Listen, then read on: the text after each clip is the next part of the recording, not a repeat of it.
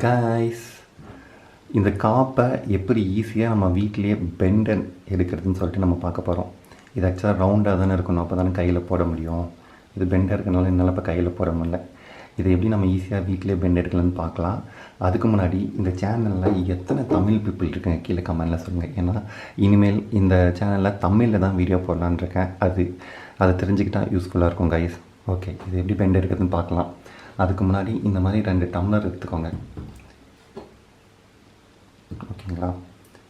அதுக்கப்புறம் டம்ளர் எப்படி கவுத்துக்கோங்க. இப்போ இதை எடுத்து இதுக்குள்ளார போடுங்க.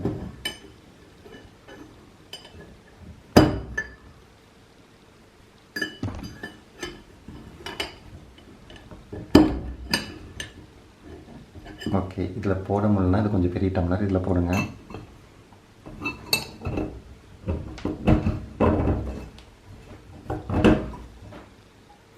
போட்டு கொஞ்சம் பெண்ட் எடுத்த உடனே இப்போ இதில் போடுங்க. அதை கண்டிப்பாக போட முடியும். கொஞ்சம் தூரம் தான் போகும், அதுக்கப்புறம் கொஞ்சம் டைட்டாக இருக்கும். அதனால் என்ன பண்ணணும், இதை எடுத்து ஜஸ்ட்டு நோத்துங்க.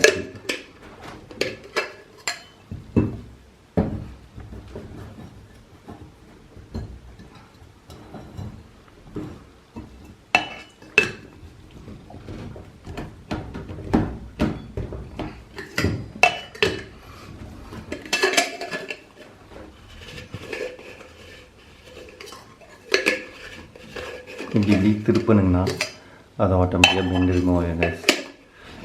கொஞ்சம் டைட்டாக தான் இருக்கும். இப்போ ஆல்மோஸ்ட் பெண்டெல்லாம் ரிமூவ் இருக்கும். சரி, இப்போ எவ்வளோ பெண்டு இதாக இருக்குன்னு பார்க்கலாமா.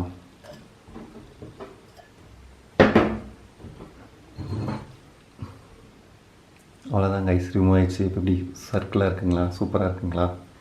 இப்போ கையில் போடுங்க, எப்படி போட முடியலன்னு பார்க்கலாம்.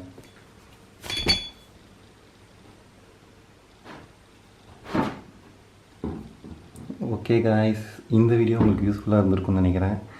மறக்காமல் லைக் பண்ணிட்டு போங்க. நீங்கள் தமிழ் பீப்புளாக இருந்தால் மறக்காமல் கமெண்ட் பண்ணுங்கள், ஓகேங்களா. எத்தனை பேர் தமிழில் இருக்குன்னு தெரிஞ்சுக்கலாம். Thank you guys.